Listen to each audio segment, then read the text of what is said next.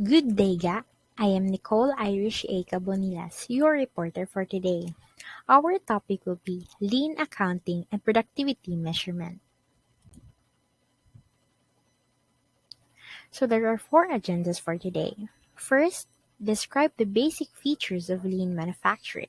Second, describe lean accounting. Third, discuss and define productive efficiency and partial productivity management. Fourth, explain what total productivity measurement is and describe its advantages. Lean manufacturing. What is lean manufacturing? It is an approach designed to eliminate waste and maximize customer value. It characterized by delivering the right product in the right quantity with the right quality, or zero defect, at the exact time the customer needs it and at the lowest possible cost. Lean manufacturing system allows managers to eliminate waste, reduce cost, and become more efficient. The benefits of lean manufacturing is reduced lead times, improved quality, improved on-time deliveries, less inventory, less space, less human effort, lower cost, and increased profitability. There are five principles of lean thinking. First principle is precisely specify value by each particular product. Value by product is determined by the customer, at the very least, an item or feature for which the customer is willing to pay. Customer value is the difference between realization and sacrifice. Realization is what a customer receives, and sacrifice is what a customer gives up. To lay the foundation of a lean process, you need to first identify the team's work value. You need to distinguish the value adding from waste activities. To understand what value is, consider the end product of your efforts and what your customer gets from it. By definition, value is everything that your customer is paying you for.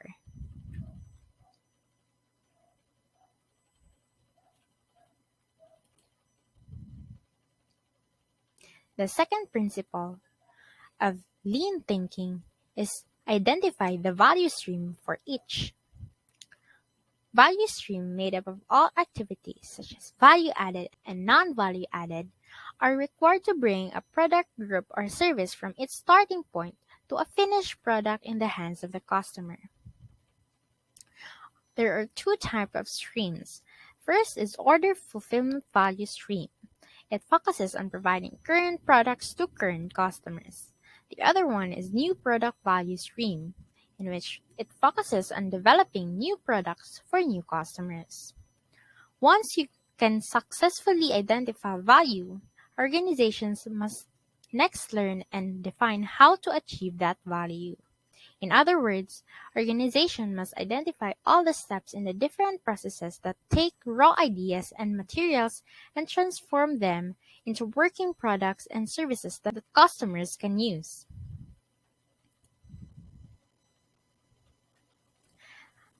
Now that we have discussed what is value-added activities, let us now discuss the non-value added activities. So non-value added activities are the source of waste. Activities avoidable in the short run and activities unavoidable in the short run due to current technology or production methods are the examples of non-value added activities. The third principle of lean thinking is make value flow without interruption. There are two types of value flow. First one is reduce setup or changeover times. Lean manufacturing reduces wait and move times dramatically, allows the production of small batches of differing products. The other one is cellular manufacturing. Manufacturing cells contain all the operation in close proximity that are needed to produce a family of products. When flow has been established, it means that your work is not slowed or blocked in any way. Establishing flow is not an easy task. To do it effectively, you may have to introduce and implement changes within your organization that may be difficult and unpopular at first. This is the essence of lean thinking: continuous improvement pushed by a shared goal. As a manager, you should be watchful of how tasks progress through your workflow. Keep an eye especially on where tasks get stuck so you can look to understand why that happens. The fourth principle is let the customer pull value from the producer. Lean manufacturing uses demand pull system. The objective of lean manufacturing is to eliminate by producing a product only when it is needed and only in the quantities demanded by customers. Demand pulls products through the manufacturing process. So by the time you've eliminated waste and other problems and gotten your flow running smoothly, time to market will be low. This may sound bad, but it's actually a good thing. Instead of creating products that will sit in inventory, they'll be pulled by customers right when they need them. Therefore, you start your new work only when there is a demand for it and your team has spare capacity. Your goal should be to produce the value that is actually needed by your customer and avoid overproduction. The last principle of lean thinking is pursue perfection. To reach perfection, your organization will have gone through a total lean transformation.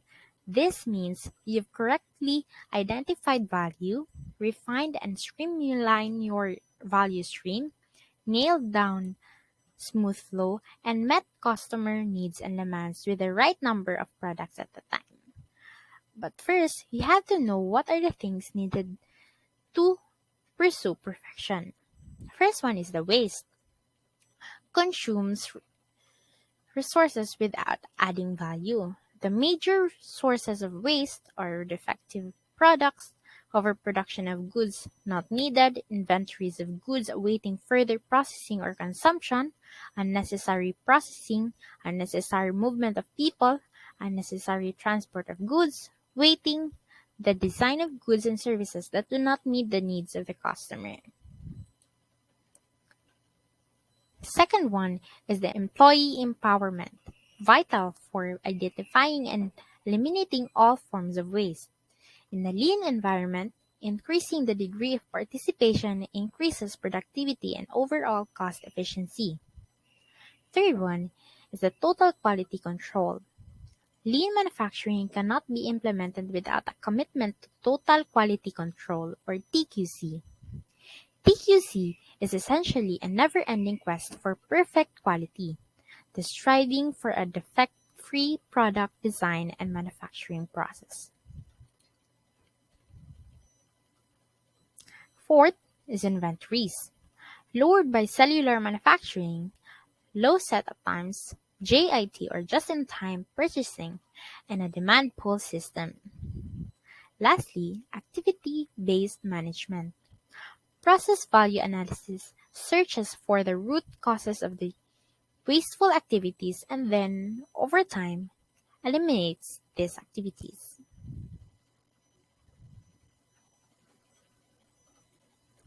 Next one is lean accounting.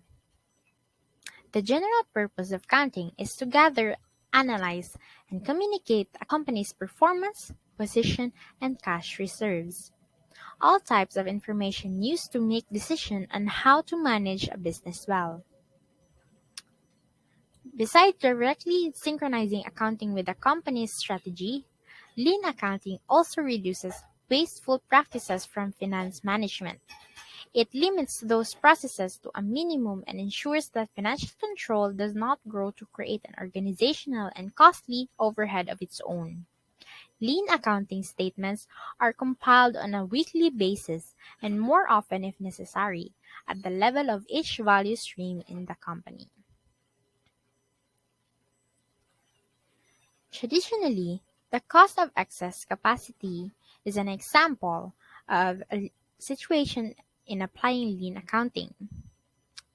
Example Sample situation is more available team members in a service company. Extra inventory in manufacturing was carried over to the customer. Just in time, one of the pillars of lean flipped this on its head, placing focus on only producing what's needed and when it's needed, and minimizing inventory to almost nothing. Next, productive efficiency. Productivity is concerned with producing output efficiently, and it specifically addresses the relationship of output and the inputs used to produce the output. Total productivity efficiency is the point at which two conditions are satisfied. First one is the technical efficiency. For any mix of inputs that will produce a given output, no more of any one input is used than necessary to produce the output driven by technical relationships. Next one is allocative efficiency. Given the mixes that satisfy the first condition, the least costly mix is chosen driven by relative input price relationships.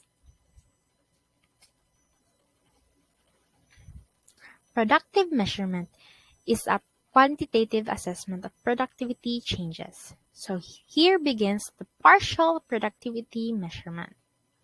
It can either be actual or prospective. Actual productivity measurement allows managers to assess, monitor, and control changes. Prospective measurement allows managers to compare relative benefits of different input combinations, choosing the inputs and input mix that provide the greatest benefit. Measuring productivity for one input at a time is called partial productivity measurement. Its formula is output divided by input is equals to productivity ratio. There are two kinds of measurement. First one is operational productivity measure. Both input and output are expressed in physical terms. And the other one is financial productivity measure. Both input and output are expressed in pesos or dollars. Advantages of partial measures are allow managers to focus on the use of particular input. Next, easily interpreted by everyone within the organization. And lastly, easy to use for assessing productivity performance of operating personnel. The disadvantages of partial measures is it can be misleading. Next is a decline in the productivity of one input may be necessary to increase the productivity of another.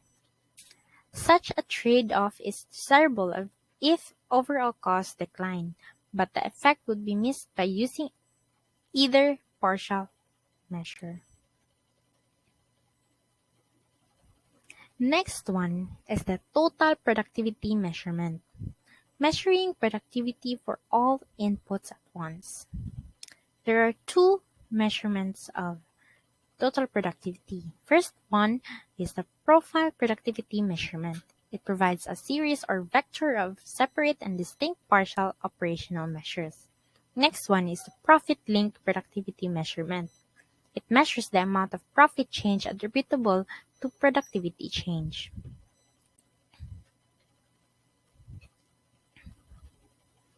In total productivity measurement, there is a profit linkage rule. For the current period, you have to calculate the cost of the inputs that would have been used in the absence of any productivity change.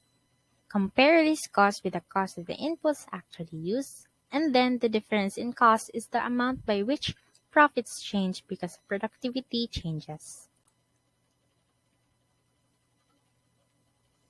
The formula to get the profit-linked productivity change is RPQI PI minus RAQI PI, where PQI is the amount of input I that would have been used for the current period in the absence of productivity change. PI is the current period price of input I. And AQI is the actual amount of input I used in the current period. Lastly, the PQI is the current period output or base period productivity ratio for input I. The difference between the total profit change and the profit-linked productivity change is called the price recovery component. So its formula is total profit change minus profit-linked productivity change is equals to price recovery.